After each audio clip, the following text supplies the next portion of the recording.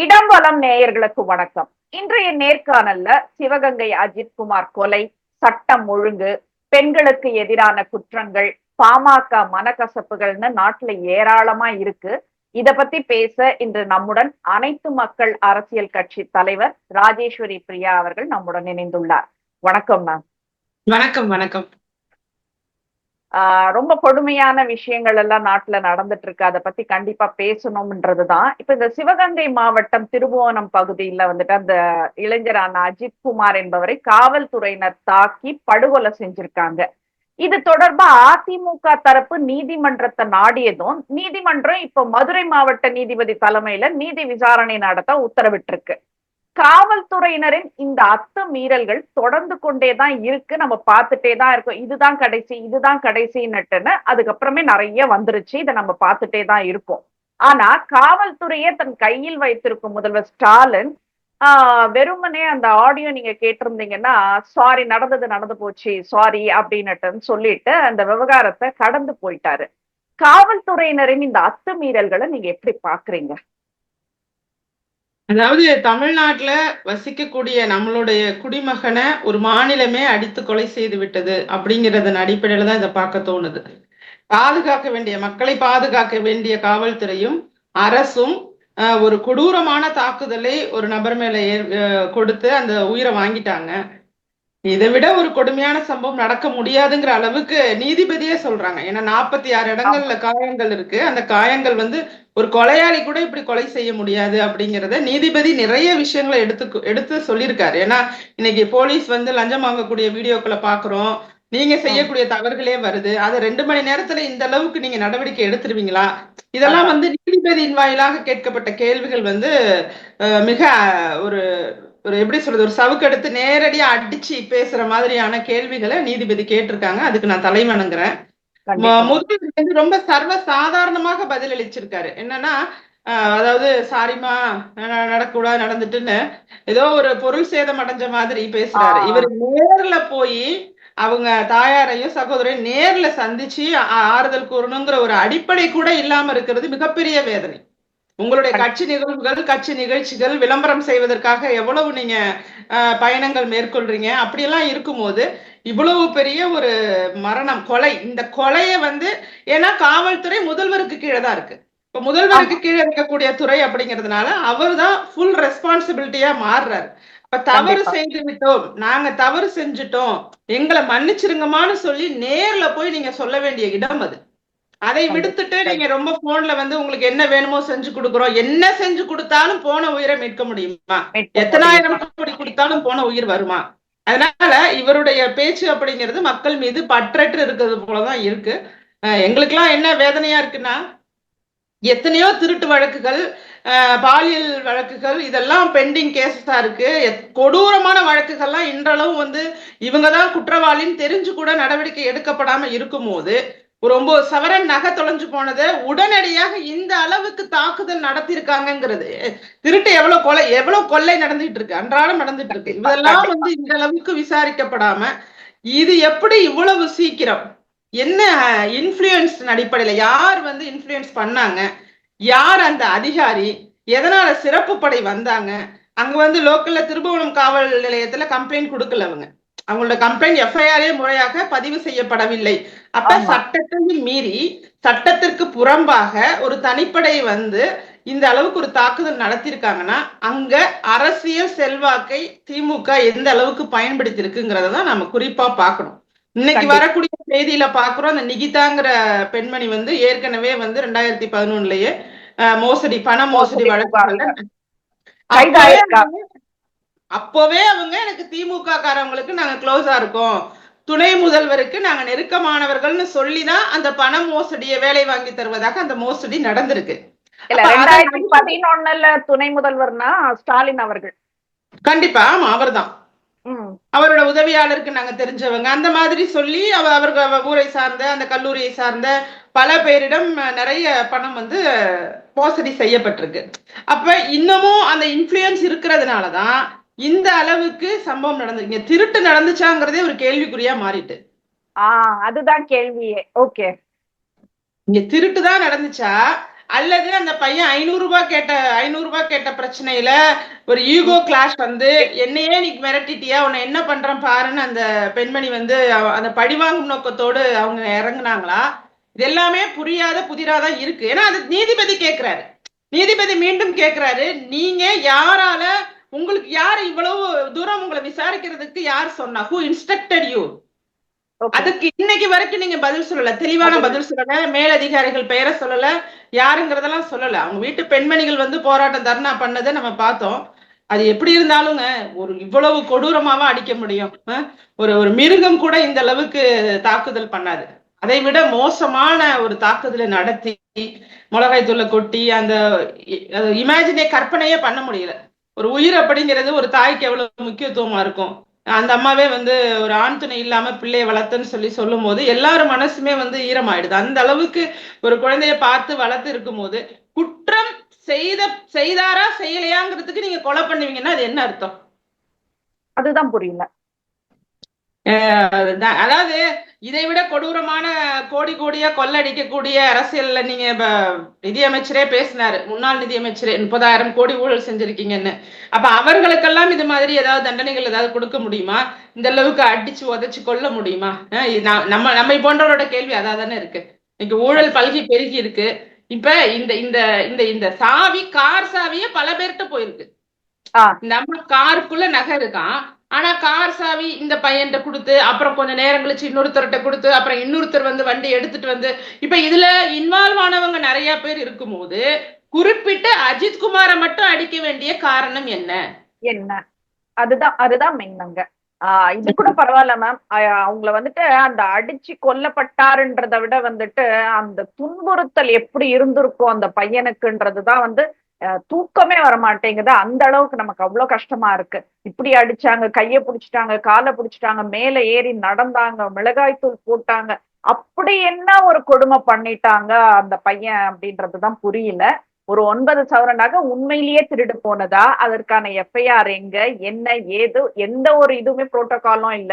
ஒரு camera CCTV அங்க இருந்து எடுக்கிறீங்கன்னாக்கா அதுக்கு 1008 புரோட்டோகால் இருக்கு, அதெல்லாம் ஃபாலோ பண்ணணும். எதுவுமே இல்லாம அதுல டெலிட் பண்றதுக்காக எடுத்தாங்க, ஃபுல் ஆயிடுச்சு அப்படின்ற மாதிரி எல்லாம் ஒரு பதில் கொடுக்குறாங்க. எதுவுமே வந்துட்டு ஏற்புடையதாவே இல்லை. இதுதான் ரொம்ப கொடுமையான ஒரு விஷயம். இதுல வேற அந்த தாயார் அங்கேயேதான் இருந்திருக்காங்க. அந்த தாயாருக்கு அவரோட முகத்தை கூட காட்டல. மறுநாள் காலையில தான் சொல்றாங்க அவங்க மானாமதுரை ஹாஸ்பிட்டல்ல இருக்கு, போஸ்ட்மார்ட்டம்ல இருக்குன்னு சொல்லிட்டு. இது என்ன வகையான சட்டம் நடந்துட்டு இருக்குன்ற ஒரு பெரிய கவலை வந்துட்டு நமக்கு கண்டிப்பா இருக்கு மேடம் இந்த விஷயத்துல. ஆமா, ஏன்னா இதுல பாருங்க, இது வந்து கோயிலை சுற்றி நடைபெற்றிருக்கு. கோயிலுக்கு பக்கத்துல கோசாலையில வச்சு அடிச்சிருக்காங்க. அப்ப இது இந்து அறநிலைத்துறை அப்படிங்கிறது அங்க என்ன பண்ணிட்டு இருந்தது? ஏன் வந்து இதுக்கு வந்து உங்களோட ஊழியரா தான் நீங்க பாத்துருக்கணும். ஊழியர் தவறே செய்திருந்தாலும் அவங்களோட ஊழியரா தான் பார்த்திருந்திருக்கணும். திரு சேகர் பாபு அவர்கள் 2 விஷயம் தான். ஒண்ணு, அந்த பையனை வந்து நீங்க இப்படி தாக்க கூடாதுங்கிறதுக்கு சப்போர்ட்டா இருந்திருக்கணும், அல்லது இவனை அடிச்சே கொல்லுங்கடான்னு நீங்க இன்ஸ்ட்ரக்ட் பண்ணியிருந்திருக்கணும். இது 2ல ஏதோ ஒண்ணு நடந்திருக்குல்ல. கோயிலை சுத்தி நடக்குது, அங்க உள்ள வியாபாரிகள், அந்த பெண்மணிகள்லாம் உறவினர்லாம் கிடையாதுங்க. நார்மலா அங்க கடைகள் வைத்திருந்தவங்க வந்து சொல்றாங்க, இந்த அளவுக்கு ஐயோ அம்மான்னு அந்த பையன் கத்துன சத்தம் எங்களுக்கு இன்னும் கேக்குது, அவனை அழைச்சிட்டு போனதை பார்த்தோம், திரும்பி வரும்போது அவனை தூக்கிக்கிட்டு போறாங்க, அப்ப இங்க என்ன நடக்குது அப்படிங்கிறத அந்த சுற்றி உள்ளவர்கள் பேசும்போது நாம தெரிஞ்சுக்கிறோம். இதுக்கு இந்து அறநிலைத்துறை அமைச்சர் என்ன பதில் சொல்லுவாரு? அதே மாதிரி சட்டத்துறை அமைச்சர் ரகுபதி என்ன சொல்றாரு? இது லாக்அப் மரணத்துல வராது அப்படிங்கிறாரு. இது லாக்அப் மரணத்துல வராதுங்க, உண்மையாகவே வராது. இது அதையும் தாண்டிய கொடூர கொலை அப்படிங்கிறதன் அடிப்படையில வரும். ஒரு காவல்துறையினரால ஒரு கொடூரமாக கொலை செய்யப்பட்டார் அப்படிங்கிறதுலதான் இது வரும். ஒரு சட்டத்துறை அமைச்சரா இருக்கும் போது எப்படி இதுக்கு வந்து மன்னிப்பு கேட்டு சட்டத்தை மீறி நடந்திருக்குங்கிறத ஏற்றுக்கொள்ளாமல் ரொம்பவே ஒரு மேலோட்டமான ஒரு பதில் பேசி, ஒரு கட்சிக்காரவங்க அதாவது என்னன்னு சொல்றது, அவர் சட்டத்துறை அமைச்சராகவே பேசல, ஒரு மக்களுக்கான ஒரு பிரதிநிதியாவே பேசல, மக்களுக்கானவராகவே பேசல, ஒரு திமுக காரனா மட்டுமே நான் பேசுவேங்கிற மாதிரி. நாங்க வேற ஒரு நிகழ்ச்சிக்காக தாங்க பத்திரிகையாளரை கூட்டினோம், நாங்க ஓரணியில் தமிழ்நாடு நிகழ்ச்சிக்காக இதை கொண்டு போய் சேர்க்கறதுக்கு தான் பத்திரிகையாளரை கூட்டணுமே தவிர இதுக்காக நாங்க கூட்டல அப்படின்னு சொல்றாரு பாருங்க. அதெல்லாம் மிகவும் மன வேதனையை கொடுக்குது. இட்ஸ் இர்ரெஸ்பான்சிபிலிட்டி. நீங்க மக்களை உங்களை எம்எல்ஏ வாக்கி, உங்களை வந்து அமைச்சராக்கி இந்த அளவுக்கு வச்சிருக்காங்கன்னா நீங்க யாருக்காக பேசணும், எதுக்காக இருக்கணுங்கிறத கூட மறந்துட்டு இருக்கீங்க. அதுவும் தேர்தல் நெருங்கும் போது உங்களுடைய நடவடிக்கைகள் முழுவதுமாக திமுக காரராக மட்டுமே தான் மாறி இருக்க தவிர மக்களுக்கானவராக இல்ல. இது இப்ப நாம யார குறை சொல்றது? சேகர் பாபுவையா, சட்டத்துறை அமைச்சர் இப்படி பேசினதையா? அங்க உள்ள பெரிய கருப்பன் அவர்கள், அங்க அந்த பகுதியுடைய அமைச்சராக இருக்கக்கூடியவர் வரவே இல்லை. கிட்டத்தட்ட 4 நாள் அந்த இடத்துக்கு கூட போய் பார்க்கல, அந்த சம்பவத்தை பத்தி எந்த விளக்கமும் கொடுக்கல. 5வது நாள் தான் போறாரு அந்த ஸ்பாட்டுக்கே. அப்ப அதற்கு இடையில அந்த சம்பவம் நடந்து முடிந்த உடனே திமுக நிர்வாகி, அந்த ஏரியாவில் உள்ள திமுக நிர்வாகியோட கார்ல அந்த பையனோட தாயார், அஜித்குமாரோட தாயாரும் சகோதரனும் ஏற்றி செல்லப்பட்டு அங்க பேரம் பேசப்பட்டிருக்கு. ஒரு மண்டபத்துல வச்சு 50 லட்சம் ரூபாய் கொடுக்குறோம், வேலை கொடுக்குறோம்னு சொல்லி பேரம் பேசியிருக்காங்க. அப்ப இது ஒரு கீழ்த்தரமான ஒரு ஆட்சி நடக்குது இங்க. ஏன்னா சுற்றி மற்ற கட்சி நிர்வாகிகள் எல்லாருமே அங்க ஒன்று கூடிட்டாங்க. அதிமுக உட்பட பல கட்சி நிர்வாகிகள் அந்த இடத்துக்கு வந்துட்டாங்க. அப்ப அவங்களே கேள்வி எழுப்புறாங்க, ஏன் இதுல அழைச்சிட்டு போறீங்க அப்படிங்கறத கண்ணுக்கு எதிரா பாக்குறாங்க. இப்ப முழுவதுமா நமக்கு என்ன புரியுதுன்னா, காவல்துறை அவுட் ஆஃப் கண்ட்ரோல். என்ன அவுட் ஆஃப் கண்ட்ரோல்னா, நம்ம மக்களுக்கெல்லாம் உதவாத ஒரு அவுட் ஆஃப் கண்ட்ரோல்ல இருந்துகிட்டு முழுவதுமாக திமுகவினருடைய அண்டர் கண்ட்ரோல்ல இருக்கு. அவர்களுடைய முழு கட்டுப்பாட்டுல இயங்கிட்டு இருக்கு. ஏன்னா திமுக நிர்வாகிக்கும் இவருக்கும் என்னங்க சம்பந்தம் இருக்கு? டிஎஸ்பிக்கும் என்ன சம்பந்தம் இருக்கு? அவரை எதுக்கு அந்த அந்த பேசுறதுக்கான வாய்ப்பை உருவாக்கி கொடுக்கணும்?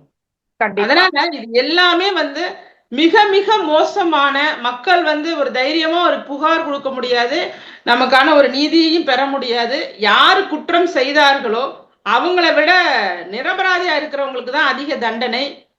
விசாரணைக்கு கூட உட்படுத்த மாட்டாங்க. நீங்க பாதிக்கப்பட்டு போய் கொடுத்தா கூட பாதிக்கப்பட்டவர் இன்ஃப்ளூயன்ஸ்டு பர்சனா இருந்தா அவரை ராஜா மாதிரி நடத்துறாங்க. பாதிக்கப்பட்டவர் மேலும் மேலும் அங்க அலைஞ்சு இங்க அலைஞ்சு தன்னோட கம்ப்ளைண்ட் எடுத்துக்கல, எஃப்ஐஆர் போட மாட்டாங்கன்னு அப்படியே பைத்தியம் குடிக்க வைக்கிறாங்க. இதுதான் இன்றைக்கு பொதுமக்களுடைய நிலை. இந்த நிலை மாறணும்னா அதுக்கு இப்ப நாம எப்படி எடுத்துக்க முடியும்?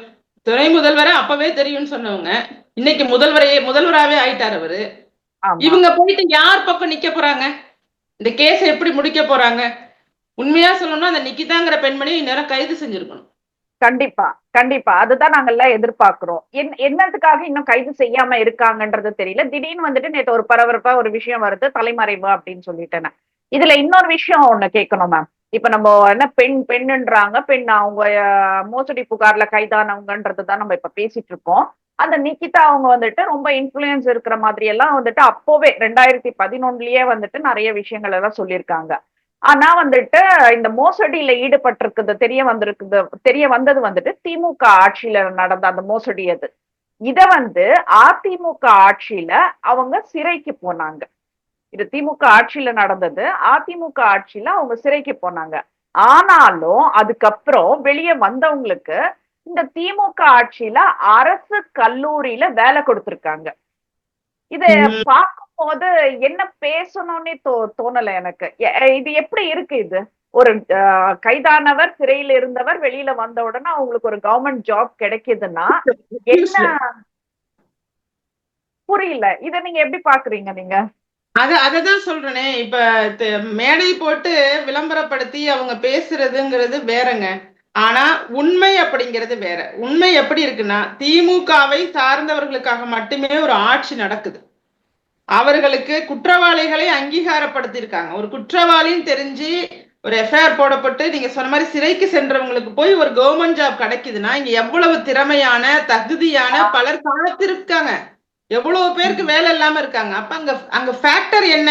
வேண்டியவங்க, தெரிஞ்சவங்க, பணம் கொடுக்குறாங்க. அந்த பணம் அப்புறம் அந்த இன்ஃப்ளூயன்ஸ் இருக்கு. இந்த 2 விஷயத்தையும் வச்சு எது வேணாலும் யார் வேணாலும் வாங்கிக்கலாம்.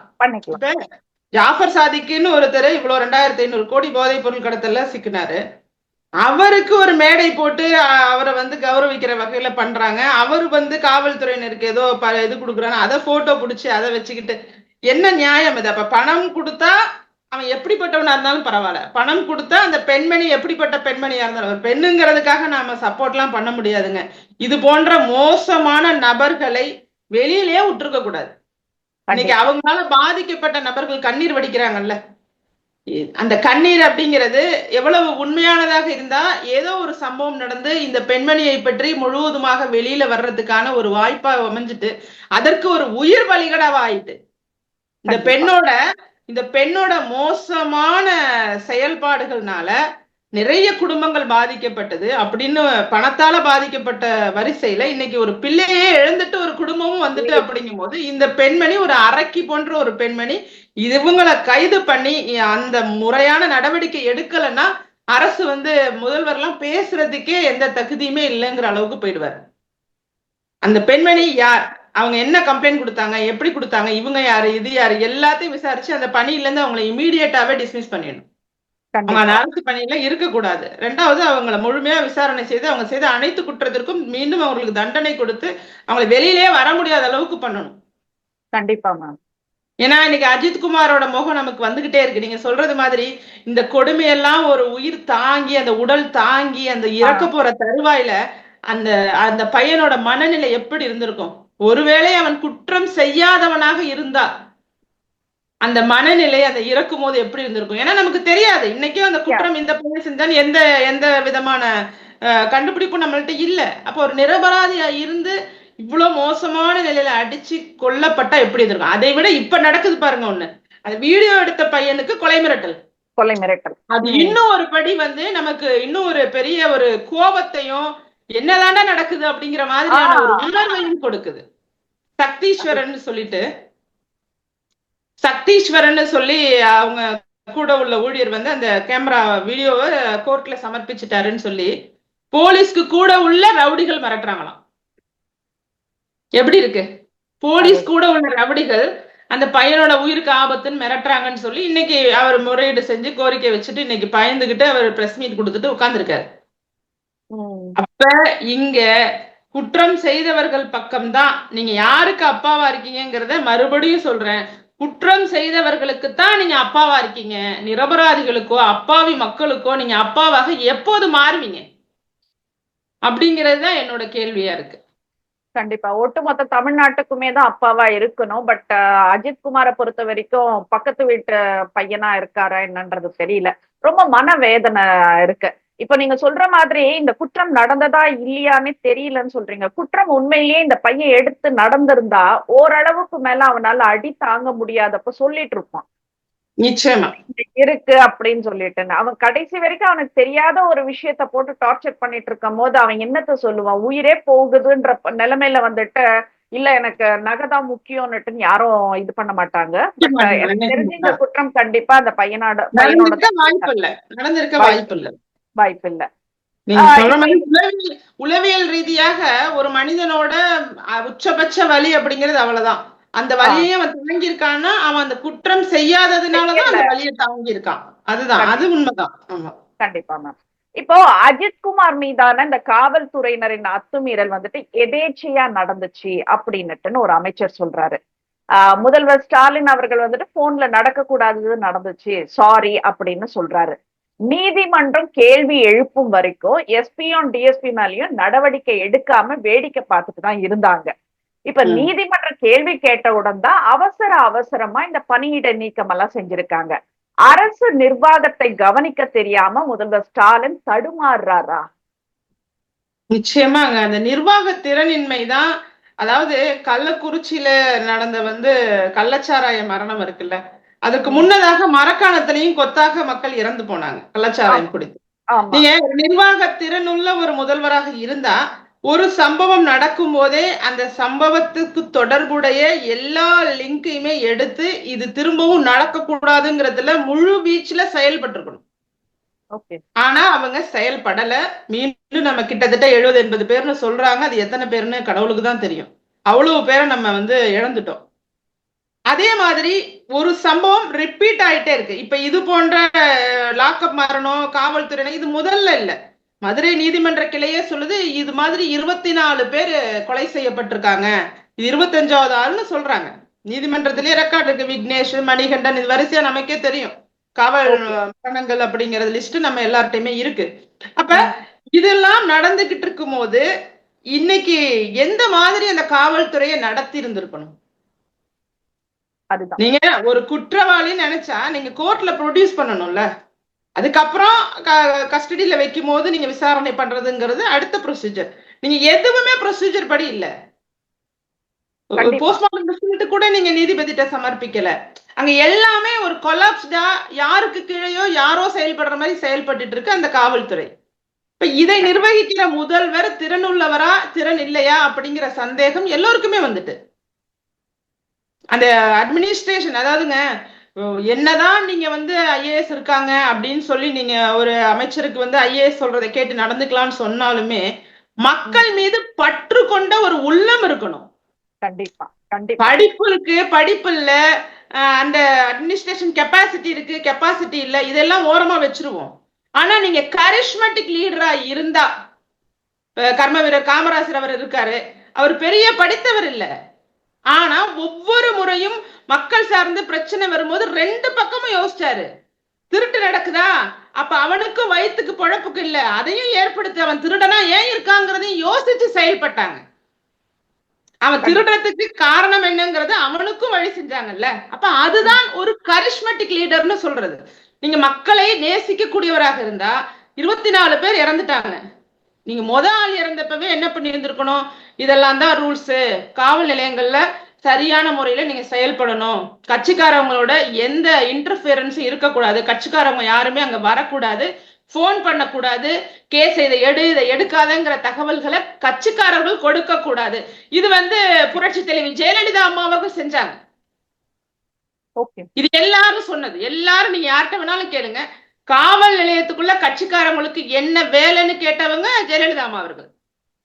யாரும் போகக்கூடாது, எந்த விஷயமும் அவங்களுக்கு ஒரு இண்டிபெண்டன்சி கொடுங்க, காவலர்களை அவங்க தனியா செயல்படுறதுக்கு அவர்களுக்கான சுதந்திரத்தை கொடுத்தாதான் அவங்க சரியா செயல்பட முடியும் அப்படிங்கிற இடத்துல அவங்க சரியா நிர்வாகத்திறனோட செயல்பட்டாங்க.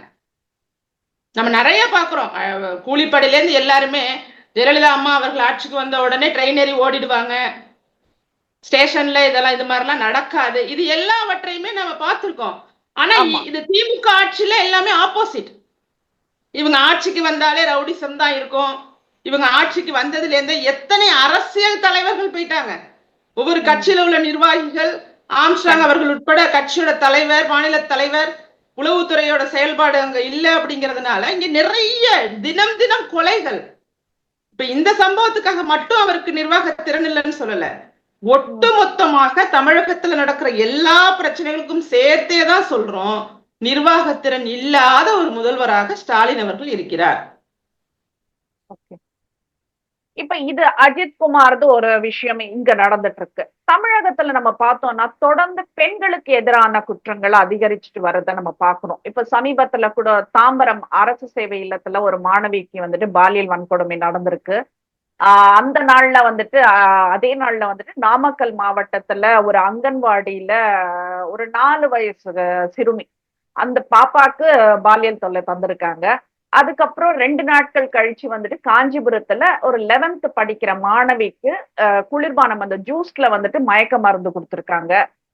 மயக்க மருந்து கொடுத்துட்டு அதே ஸ்கூல்ல சேர்ந்த ஒரு 3 பேரு அந்த பாலியல் வன்கொடுமை செஞ்சிருக்காங்க. அதுக்கப்புறம் 2 நாட்களுக்கு முன்பு ஒரு காவலர் வந்துட்டு சிறுமியிடம் தவறா நடந்து கொண்டதா புகார் பதிவாயிருக்கு. இப்படி தினந்தோறும் ஏதாவது ஒரு செய்தி இப்படி வந்துட்டே இருக்கிறத பார்க்க முடியுது. இதுக்கெல்லாம் ஒரு தீர்வுன்றது கிடைக்காதுங்களா? அதாவது தீர்வுன்னா மேடம், இப்ப சட்டமன்றத்துல வந்து பாலியல் வழக்குகளுக்கு கடுமையான சட்டங்களை நாங்க அமெண்ட்மெண்ட் பண்றோம்னு சொல்லி திரு மு.க. ஸ்டாலின் அவர்கள் அமல்படுத்தினாங்க. அது ஓகே, அதை நாம எல்லாருமே வரவேற்கிறோம். ஆனா அது எப்ப வந்து இம்ப்ளிமெண்ட் ஆகும்? ஒரு நபர் குற்றம் செய்தார்னு குற்றம் நிரூபிக்கப்பட்ட பிறகு அந்த குற்றவாளிக்கான தண்டனை அவங்க சொன்னது. இங்க நாம என்ன பாக்குறோம், அந்த குற்றவாளி குற்றவாளியாகவே நிரூபிக்கப்படுறதில்ல, பல்வேறு வழிகள்ல அவன் நிரபராதியாக மாறிடுறான். அதுதான் நடக்குது. அப்ப அரசு முன் வந்து இப்ப இவன் தான் குற்றம் செய்திருக்கிறாங்க அப்படின்னு விக்டிம் பாதிக்கப்பட்டவர்கள் சொல்லும் போது அரசே முன் வந்து அந்த வழக்கை எடுத்து அந்த குற்றவாளிக்கு தன் கடைசி வரைக்கும் போராடி தண்டனை வாங்கி கொடுக்கணும். அப்பதான் இதற்கான தீர்வு கிடைக்கும். நீங்க 10-15% கூடங்க குற்றவாளிகள் தண்டிக்கப்படுறதில்ல. குற்றவாளிகள் தண்டிக்கப்படல. 85% பேரு குற்றம் செய்தவன் நிரபராதியாக ஜாலியா ஊர்ல சுத்திட்டு இருக்கான். அதே குற்றத்தை திரும்ப செய்யறான். அவனுக்கு அந்த வழி தெரியுது. இப்ப கர்ப்பிணி பெண்ணை வந்து ரயில்ல இருந்து தள்ளி விட்டானே, அவன்லாம் ஏற்கனவே ஒரு குற்றம் செய்த குற்றவாளி. அவன் அப்பவே ஆமா. அப்ப அந்த அந்த சட்டத்தில் இருக்கக்கூடிய விஷயங்களை அரசுதான் கவனம் செலுத்தி இந்த பாலியல் குற்றங்கள் செய்த நபரை விட்டுடவே கூடாது. இவன் எப்பயா இருந்தாலும் இவனுக்கான தண்டனை கடுமையானதாக உண்டுங்கிறத காமிச்சாங்கன்னா குற்றங்கள் குறையும். இப்ப எப்படி குற்றம் குறையும்? அவன் கண்ணுக்கு எதிரில பாப்பான், ஒரு குற்றம் செஞ்சவன் சந்தோஷமா ஊர்ல சுத்திட்டு இருக்கான். அப்ப ஏன் நாமளும் அந்த தப்ப செய்யக்கூடாது? ஆமா, இதுதான் இயல்பு. ஆமா, ஒரு மோட்டிவேஷன் ஆயிடுது எல்லாருக்குமே. நீ இவன் பண்ணின தப்பை விட நான் என்ன தப்பு பண்றேன்? இவன் இந்த மாதிரி இத்தனை பேரை சீரழிச்சுட்டான், நான் சும்மா இந்த ஒரு குழந்தைய தானே பண்ணேன் அப்படின்னு அவன் என்ன பண்ணிக்கிறான்? அவனை வந்து ஒரு குறைச்ச குற்றவாளியா நினைச்சு அவன் இன்னும் கேவலமான கொடூரமான குற்ற செயல்கள்ல ஈடுபடுறான். இதுதான் இந்த இப்ப இப்ப நுங்கம்பாக்கத்துல காவலரே வந்து இந்த குழந்தைக்கு பாலியல் தொல்லை கொடுத்ததா பாக்குறோம்.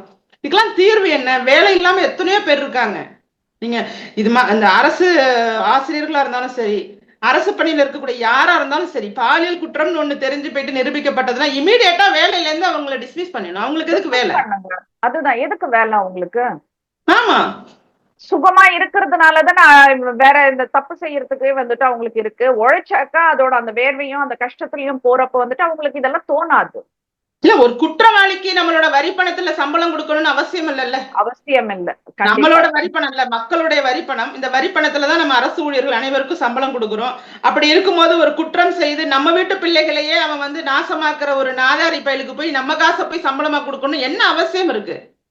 அதனால இங்க ஒரு ஸ்ட்ரிக்டான கவர்மெண்ட் அப்படிங்கிறது இருந்துச்சுன்னா குற்றங்கள் குறைக்கப்படும்.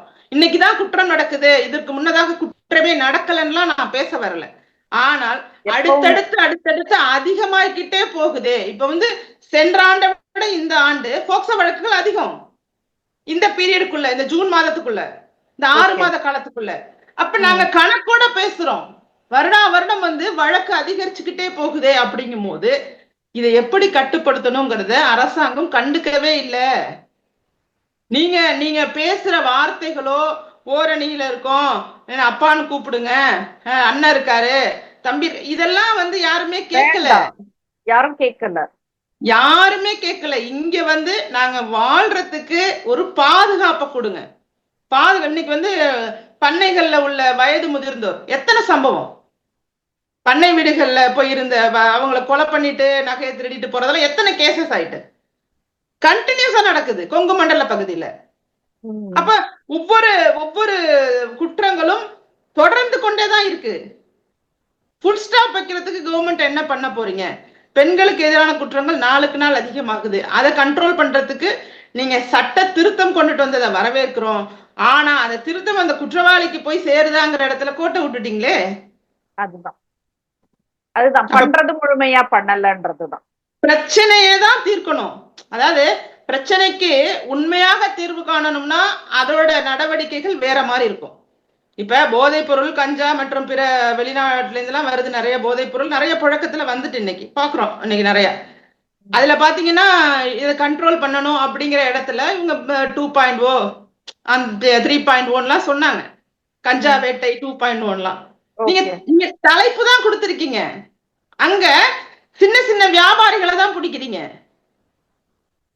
அது எங்க இருந்து வருதுன்னு சொல்லி அந்த ஆரம்ப புள்ளிக்கு போய் யார் அங்க எங்க இருந்து வருது, அதுக்கான முக்கியமான பிரமுகர் யாரு அப்படிங்கிறத நீங்க கண்டே பிடிக்கிறது இல்லை. அதுக்கு பேரு வேட்டை கிடையாது, அது மக்களை ஏமாற்றக்கூடிய ஒரு வேடிக்கை. அது நீங்க அதை போய் அப்படி பண்ற. இப்பயுமே சொல்றோம், இந்த போதைப் பொருள் நிறைய பழக்கத்துல இருக்கு. ஒரு நடிகரே ஒத்துக்கிட்டாரு, இந்த மாதிரி நான் பயன்படுத்தினேன், கொக்கைன் போன்ற பொருளை பயன்படுத்தினேன் ஒத்துக்கிட்டாரு. இதை கண்டுபிடிக்கிறதுக்கு எவ்வளவு நாள் ஆகுங்கிறீங்க? ஜஸ்ட் 3 days போதும். கம்ப்ளீட் நெட்வொர்க்கையும் எடுத்து எங்க இருந்து வருதுங்கிறத அவங்களால செய்ய முடியும். ஆனா செய்ய மாட்டாங்க. அப்ப எல்லாமே தெரிந்தும் தெரியாதது போல் செயல்படுறதுக்கு பேரு தான் காவல்துறை, அவங்களுக்கு எல்லாம் பண்ற அரசாங்கம். இப்ப இது எப்படி மக்களுக்கானதா இருக்கும்? மக்களுக்கானதா எங்க இருக்காங்க, எப்படி இருப்பாங்க, எப்படி மாற போறாங்க? இப்ப நான் பேசுறேன் அப்படின்னா நம்மள மாதிரி எல்லாரும் பேச தொடங்கினாதான் இந்த நாடு மாறும். 8 கோடி பேருக்கு மேல எல்லாரும் நம்ம பேசணும் அப்படிங்கிற அந்த இடத்துக்கு தள்ளப்படுறோம். இன்னொன்னு ஒரு ஒரு திரைப்படத்துல கூட ஒரு ஒரு நல்ல வசனம் வந்திருக்கும். ஆளதான் அதிகாரம் வேணும்னு நினைச்சா இங்க வாழவே அதிகாரம் தேவைப்படுதுன்னு. கண்டிப்பா கண்டிப்பா மேம். இல்ல இங்கே அது வசனங்கள் மாதிரி எல்லாம் நிறைய ஆப்டா தான் இருக்கு. நான் என்ன சொல்றது, இப்ப இருக்கிற சூழ்நிலைக்கு எல்லாமே சேர்த்துக்கிற மாதிரி தான் இருக்கு இப்ப வர இல்ல சினிமா. இதே இந்த இடத்துல அஜித் குமார் வந்து ஒரு பெரிய ஒரு சங்கத்தோடயோ அமைப்போடையோ கட்சியிலயோ ஒரு பொறுப்புல இருந்திருந்தா அஜித் குமார் இந்த அளவுக்கு துன்புறுத்தப்பட்டிருப்பாரா? அதுக்காக சொல்றேன். அவர் ஒரு நார்மல் வாழ்க்கை வாழ்ந்த ஒரு நபர் தானே. அப்ப அந்த இந்த இப்ப வந்து நம்ம வெளியில போறப்பங்க நான் யாருன்னு எந்த இடத்துலயோ சொல்லக்கூடிய ஒரு நிலை வந்தாலே ஆட்சி சரியில்லைன்னு அர்த்தம். என்ன யாருன்னு தெரியுமா அப்படிங்கிற ஒரு வார்த்தை பயன்படுத்த தொடங்கினாலே அந்த இடத்துல அதிகாரம் ஆட்சி அங்க சரியா இல்ல, சட்ட ஒழுங்கு சரியா இல்லைங்கிறது தான் அர்த்தம். எல்லோருக்கும் சமமான ஒண்ணு, நீ யாரா இருந்தா என்னடா அப்படின்னு சொல்லி அந்த சட்டத்துக்கு கீழே கொண்டுட்டு வரணும். அப்ப இதெல்லாம் தான் இதை நான் வந்து யதார்த்தமாகவும் மக்களுக்கு புரியணுங்கிறதுக்காகவும் சொல்றேன். கண்டிப்பா கண்டிப்பா. இது வந்துட்டு ரொம்ப எளிய முறையில இருக்கு, நீங்க அந்த விளக்கமா சொல்றது. அது கண்டிப்பா எல்லாருக்குமே புரியும்.